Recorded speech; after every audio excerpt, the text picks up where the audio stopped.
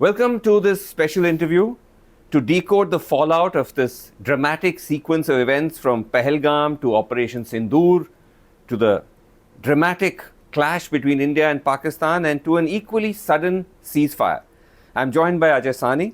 He's one of our leading national security experts. He's the executive director of the Institute for Conflict Management, which maintains the South Asia Terrorism Portal, an invaluable resource for anyone who's studying conflict and terrorism and insurgency in this part of the world.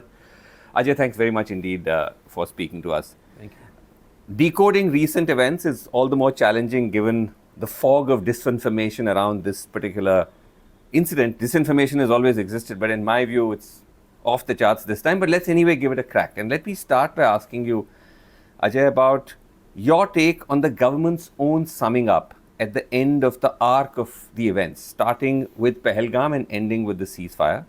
The Prime Minister very aggressively came out and said India has achieved all its goals, that Operation Sindoor, the brief clash with Pakistan, has destroyed terrorist hideouts, taught Pakistan a lesson, and hence the ceasefire, not because of American pressure or any other reason, but because mission accomplished. To make this easier to navigate, because we have a lot of material to get through, let me start with this mission accomplished sort of summary with Operation Sindoor itself.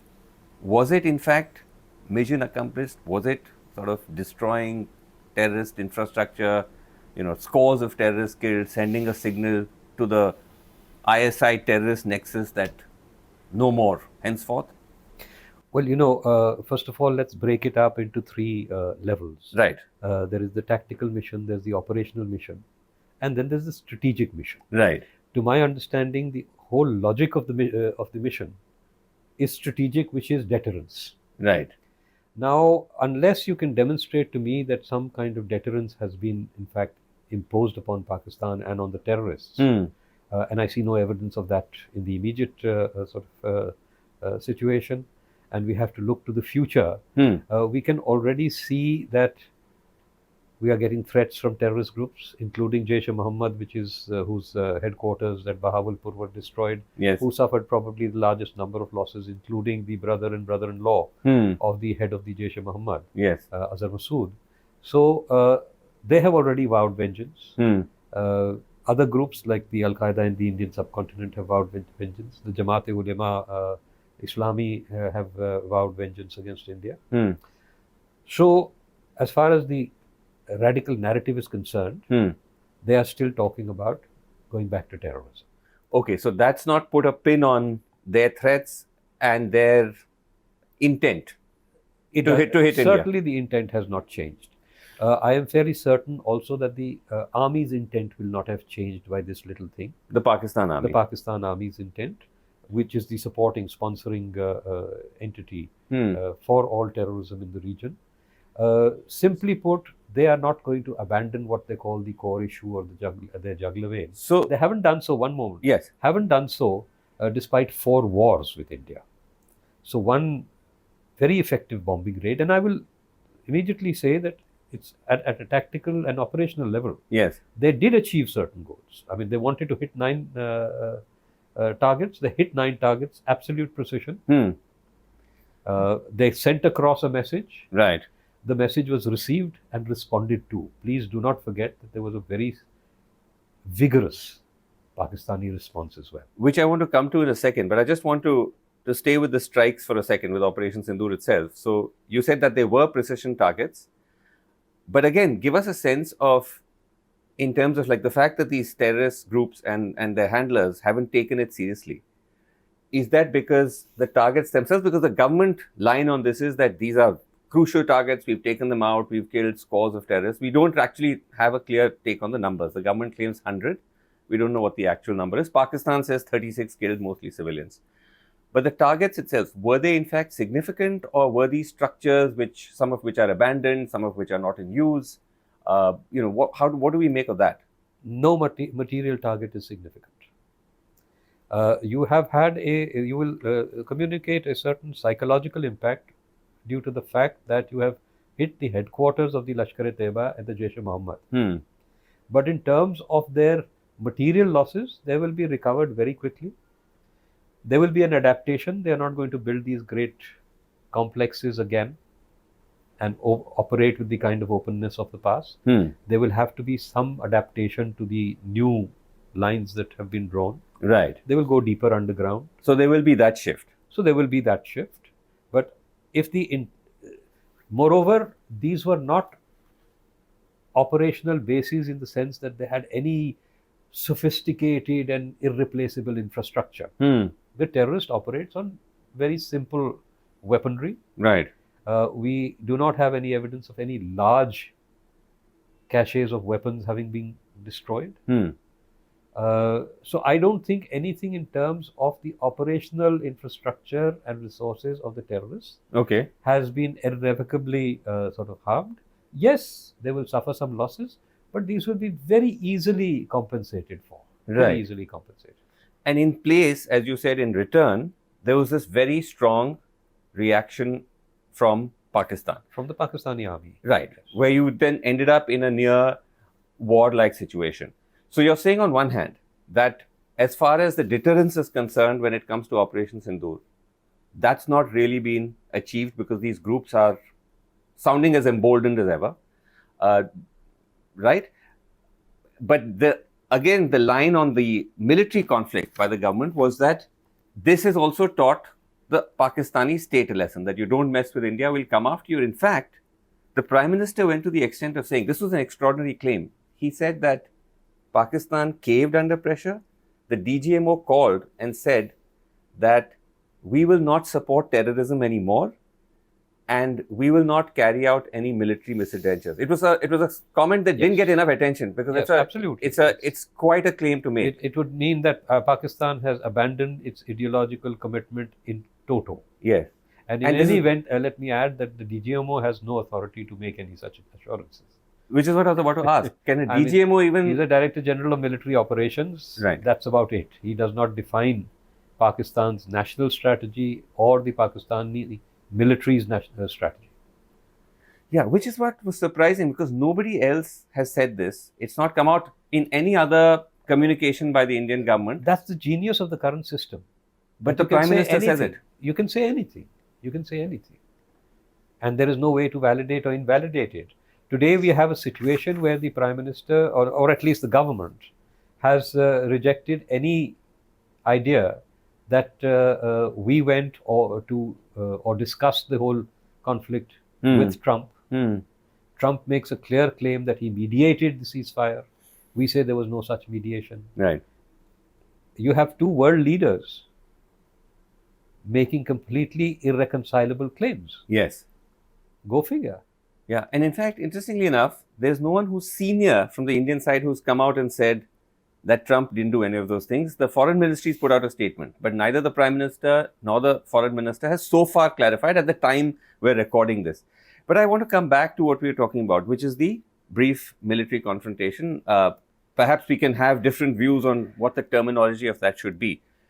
Is that, as the government, the Prime Minister claims, been effective deterrence? That we bloodied their nose, we managed to strike key bases, and that's sent them a very tough signal.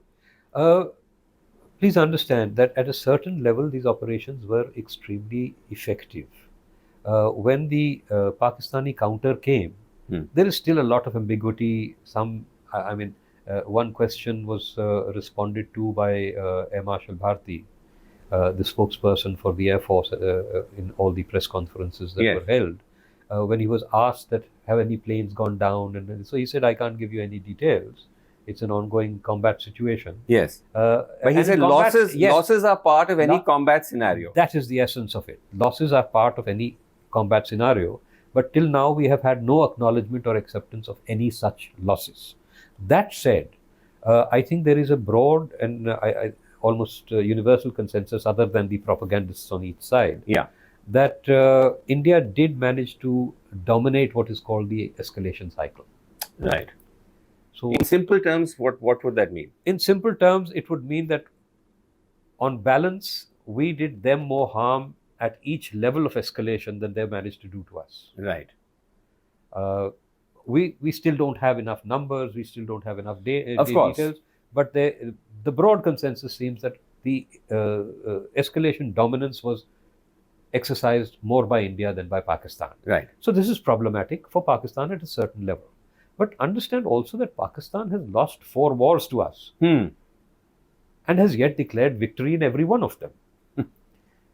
This is again something that is very relevant to the current situation. Both countries have declared victory. Now you will say, but this is counterfactual. We are the ones who won.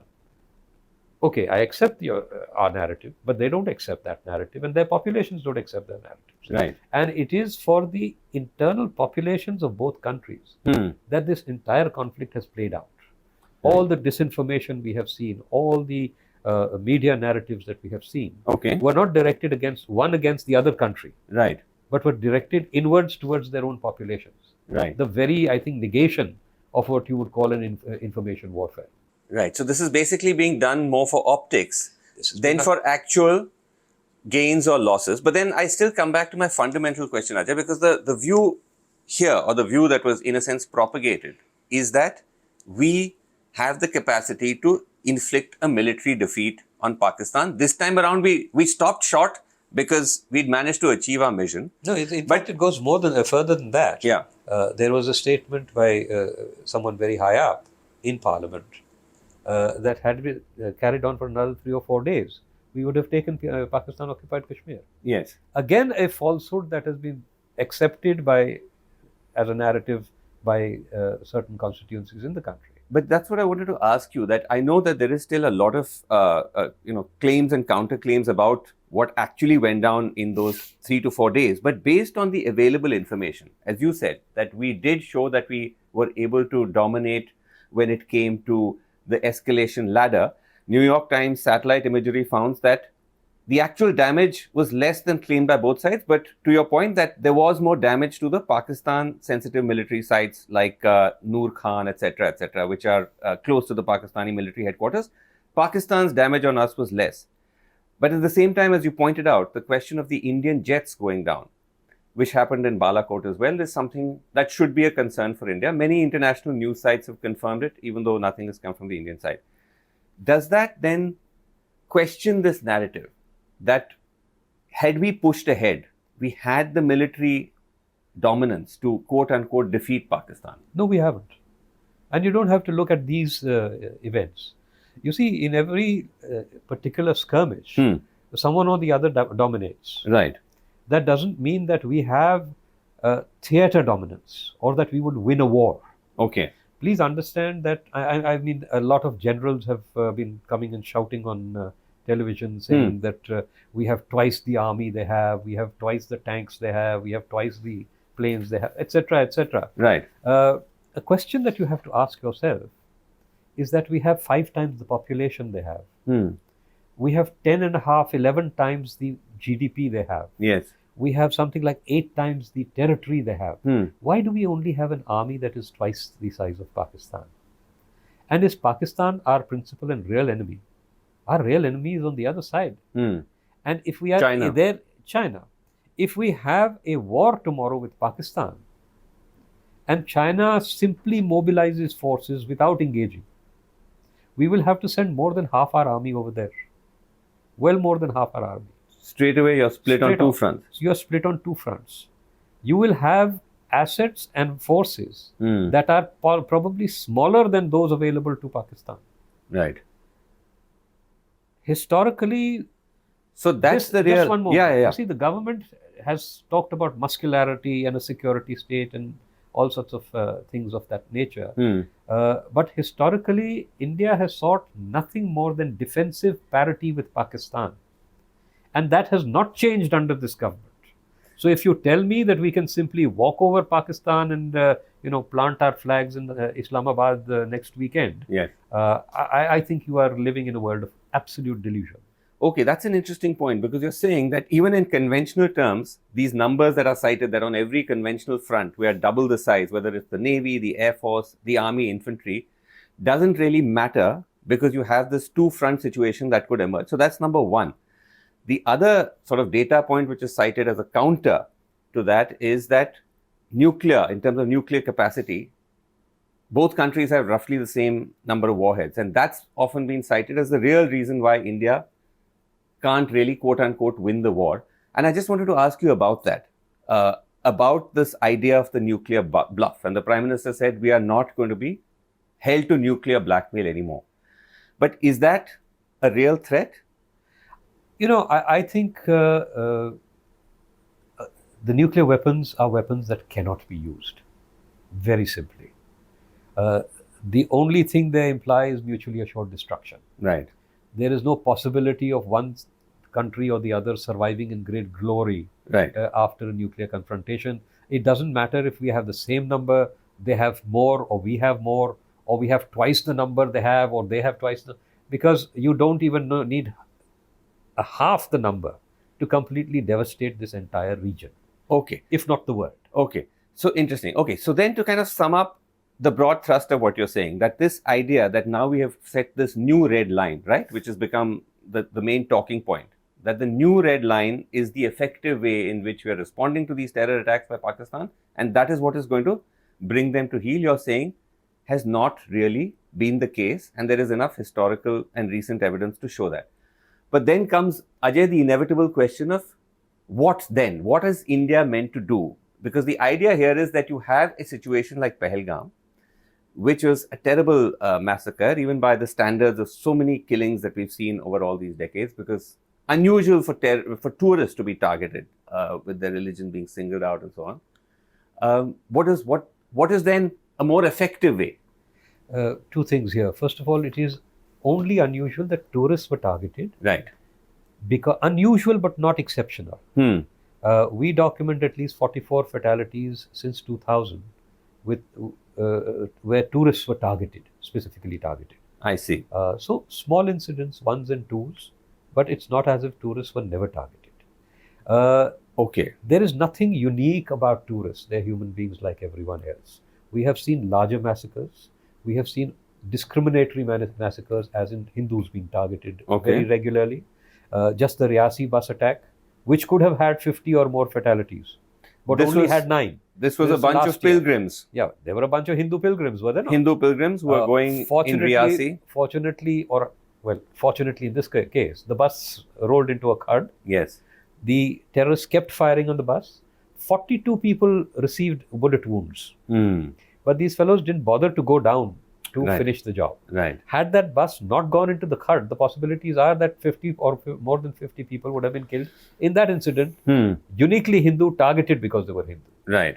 Secondly, please let me remind people who have forgotten this, that this entire jihad started with a pogrom against Hindus. Right. In 1990, if I remember correctly, something like 177 Hindus were murdered, apart from a wide range of other atrocities, including attempted murders, the burning of properties, rapes are reported.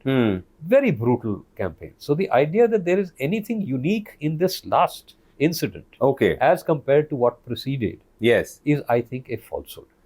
And it is a falsehood that was intentionally, shall we say, propagated.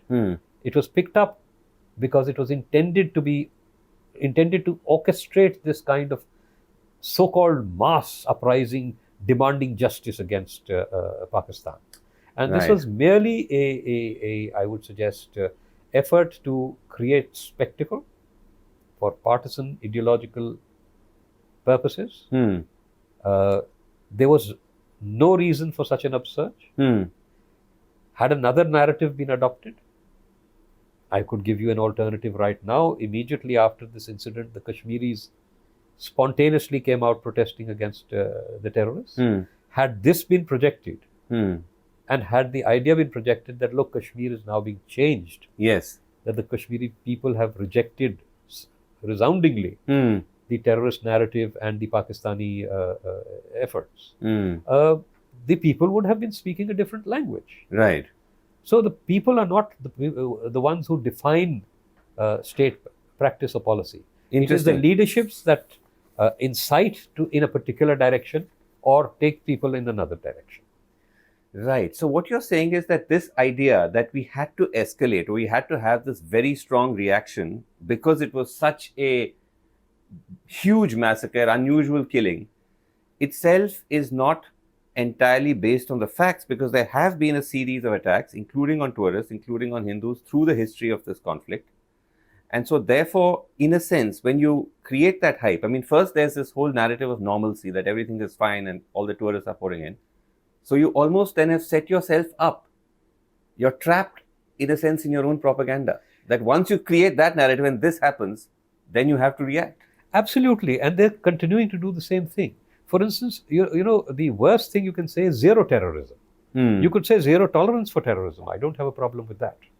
But to say zero terrorism is to set yourself for failure, up for failure. Which several high functionaries of this government have done. The other thing is, we've done it again on the other side. That every act of terrorism will be considered an act of war. Right. So what are you telling me? One man simply comes and shoots at someone, does not even have it's not even a fatal incident. And we are going to launch another Operation Sindoor is only in suspension? Right. Yes, that's what the government said. Not the government, the Prime Minister.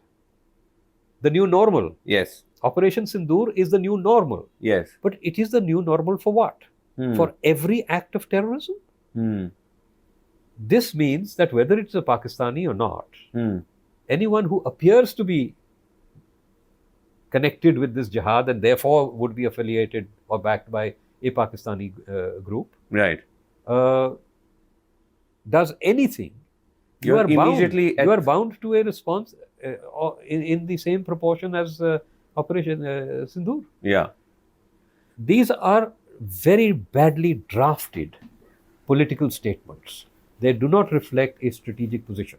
This is one of the government's responses to this point when it's brought up, because the point brought up was that when you had Balakot, the same argument was made that this is it, it's the end of terrorism, and then you have Pahalgam. And then you're asked, then how do you explain that?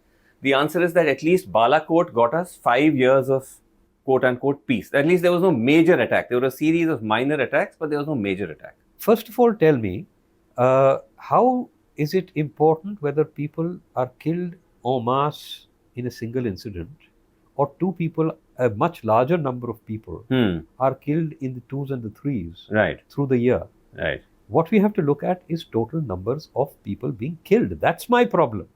That terrorists are hurting the Indian civilian population and the Indian security forces. Right. Now, let me just talk about all this nonsense about zero terrorism and we are winning this, and Article 370 did this, and Article... First of all, the surgical strikes did this. First of all, in immediate succession, after the first surgical strikes, terrorism actually goes up. After Balakot, we have, first of all, 370 and a lockdown, complete lockdown of the state, or at least the valley, for 6 months. Yes. And a complete disruption of the internet services for 5 months. That leads allows to you to a drop in the graph. Bring a drop in the graph. But a drop in the graph from where? Is substantially escalated level of 418 fatalities in the preceding years. Now, let me just give you an idea of why this is important. Yeah. Yes, and let me come in with a question there, because what you're saying is very interesting, and I've heard you make this point in other interviews, because at the core of this is the idea that somehow we have to respond to terrorism, which is rearing its head in a much more dangerous way. And how do you tackle that, right? The core of this is, how do you tackle terrorism emanating from Pakistan? And one of the points you're making, or you made, based on data, is that actually terrorism was already falling. It's been falling for decades. And so we have to first look at that entire question differently, that it's not as if we're on the back foot, we're losing, we have to have this red line, when the numbers are actually showing you something else. Absolutely. I keep on saying this. We are winning this war. Everybody talks nonsense. We must have a solution to Kashmir. The solution is already playing out. In 2001, I had 4,011 fatalities in Jammu and Kashmir. Last year, I had 127. But please understand that in 2012, I had 121. We still haven't got to that level. In 2013, there was a slight escalation. We went up to 172. But let me tell you that in the 11 years of this government, we have only gone below 172 in the last 2 years, 2013 and 14. Right. We've just about got to that level. Right. Now, if if you want to understand this, Yes. I have these numbers over here Okay. of the tenures of each Prime Minister. Okay. So, in Atal Bihari Vajpayee's tenure, we recorded 13,475 fatalities. Right. In Manmohan Singh's first tenure, please see the drop. It came down to 5,390. In his second tenure, it was down to 1,128. In Narendra Modi's first tenure, it goes up to 1,553. In his second tenure, it is still at 1,270. Higher than Manmohan Singh's second tenure. And these are all, by the way, it's important for our viewers to know, these are all government figures. I mean, no, these are South Asia terrorism. South Asia terrorism portal figures. But the diversion, the difference between government and our figures is marginal. Okay. So this does reflect, these are open source figures, right? And this does reflect a certain trend which is more or less compatible with government data. Okay. But this is then telling you that actually, like you were saying, that we are quote unquote winning, as in we are winning, but the Modi years have been disruptive, right, to a longer trend of a declining, much sharper decline. So we after that much sharper decline, we've actually gone up in the Modi years, and we were now coming down to almost parity with the bottoming out in 2012 at 121 fatalities. Right. Last year we recorded 127 fatalities. Right. So we are winning this war. We do not need anything extraordinary to be done. This does not mean that Pakistan should go unpunished. That's what I want to come to then. That's the crux of where I want to come to. What is then, in your view, the more appropriate way to punish Pakistan to ensure that this doesn't become this kind of 1,000 cuts situation, right? Where you constantly have... We want a 1,000 cut situation, except this time it should be directed against Pakistan. Okay. And we don't want a 1,000 cuts situation in terms of tit-for-tat terrorism. We don't want it in terms of Operation Sindoor being repeated ad nauseum. Okay. So we then want specifically it in terms how? of non-military operations. There is this paradigm of what is called protracted war or unrestricted warfare, in which you use all sorts of instrumentalities. Economic is there. This is a country in complete economic disarray. You can help it go downwards a little faster by discrete, covert interventions. Similarly, it is a country in enormous political ferment. There are people who are available for being corrupted, even as they are on both sides of the border. And people from the outside are corrupting people on both sides of the border. That is a process that you should adopt. There is what you have seen the Chinese do, what they call their wolf warriors diplomacy. You can take your case across the world simply to prove that Pakistan is a terrorist state, or do harm to Pakistan in whatever other way possible. Whatever limited monies are flowing into Pakistan in terms of FDI, see how those can be diminished or undermined. The most promising, for instance, of the government's announcements was the Indus Water Treaty, suspension of the Indus Water Treaty. Okay. Now, the suspension of the Indus Water Treaty means that we are now, at least purportedly, threatening the quantum of water flows into Pakistan.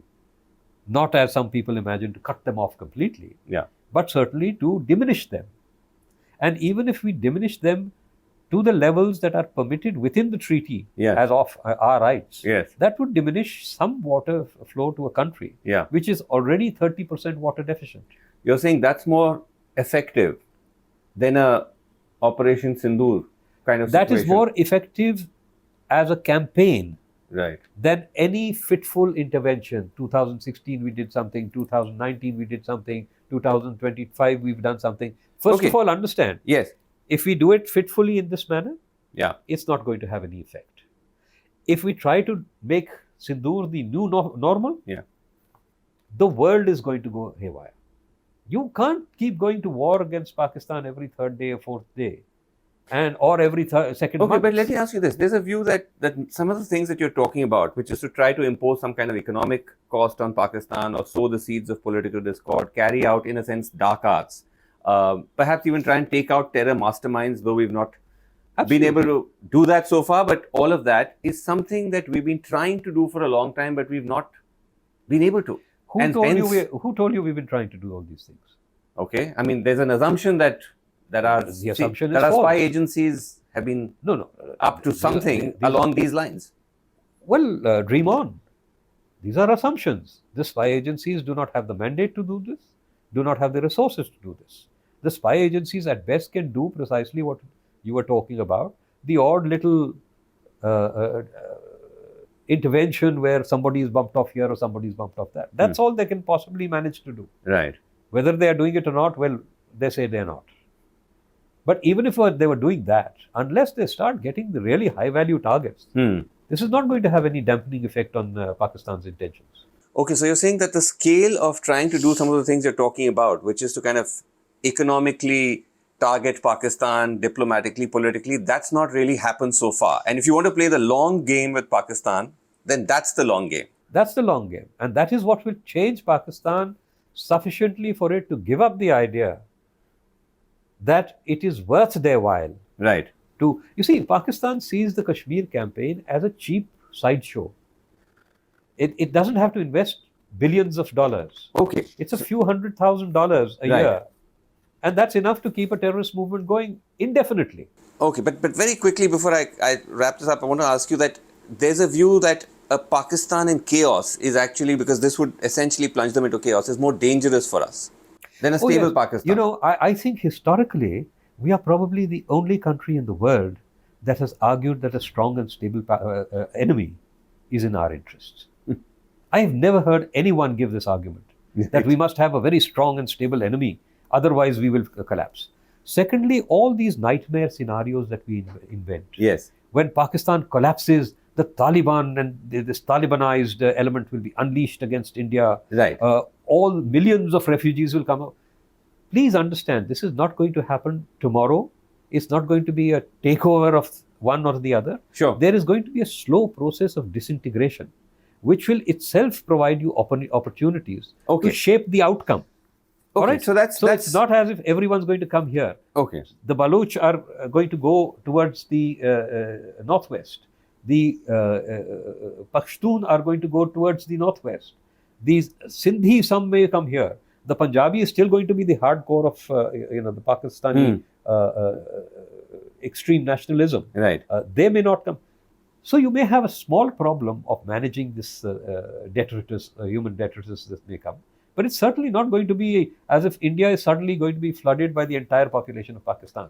So try to understand, these are the nightmare scenarios that we paralyze ourselves with. Right. Interesting. Let me end by asking you this. This is a course or a path that you're charting that India should take.